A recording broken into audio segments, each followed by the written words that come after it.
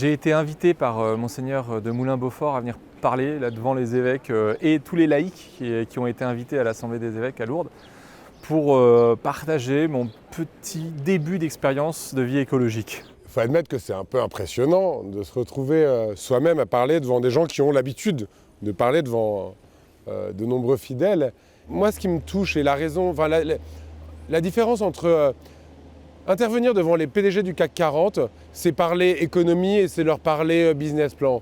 Parler devant ces 300 personnes et tous ces évêques, c'est parler à la dimension spirituelle et c'est de dire, c'est acter le fait qu'il n'y aura pas de transition écologique ou de révolution sociétale sans cet alignement intérieur, sans cette spiritualité. Ils incarnent ça, charge à nous, avec notre discours de lucidité, de militants un petit peu énervés, de réussir à ajuster cet alignement sur des sujets qui sont ceux des générations à venir, clairement.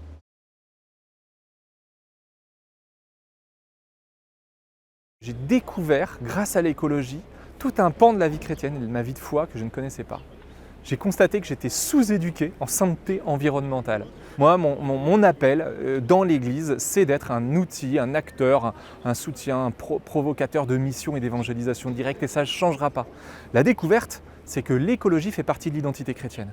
C'est-à-dire que d'être profondément respectueux, amoureux de l'environnement, ça fait partie de notre identité chrétienne et que trop souvent, en fait, on manque de chasteté envers la nature, on manque de charité envers la nature.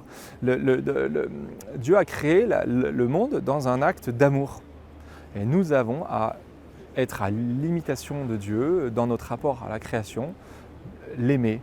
Souvent, on veut essayer d'identifier des déclics qui auraient pu faire valser la conscience, vaciller la conscience du bon côté de la force.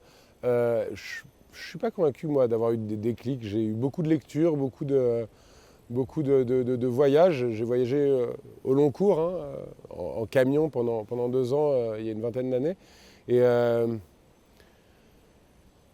c'est quelque chose qui se sent. Ça veut dire qu'on sent bien que c'est pas sain, avec ou sans thé, de jeter un papier ou du plastique dans la rivière. C'est pas sain.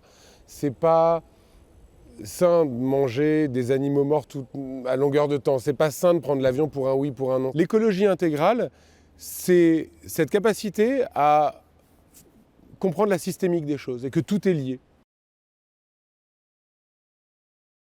J'ai entendu beaucoup de laïcs qui étaient présents dire « Super, on est là, on nous ouvre cette porte-là ». Et en plus, c'est sur un sujet qui nous parle, c'est sur l'écologie. Et beaucoup sont venus me dire juste merci.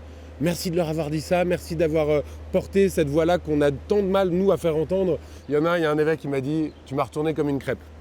Et voilà, je trouve ça, voilà, si j'avais eu juste ça, déjà, j'aurais été content parce qu'il en suffit d'un. Et puis voilà, je pense qu'il y a eu d'autres intervenants et qu'on avait des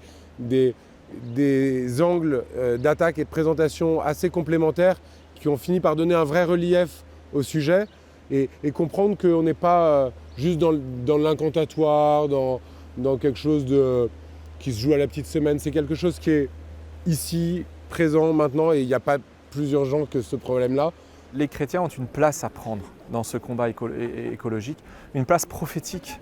On parlait ce matin de Jonas, quand il arrive à Ninive pour dire convertissez-vous, transformez-vous, sinon la ville va vivre un bouleversement. Et bien, je pense qu'on a, chrétiens, à reprendre cette place prophétique pour la société dans laquelle on vit aujourd'hui, d'annoncer le Christ qui nous sauve et qui veut nous entraîner sur un chemin de salut aussi pour toute la création.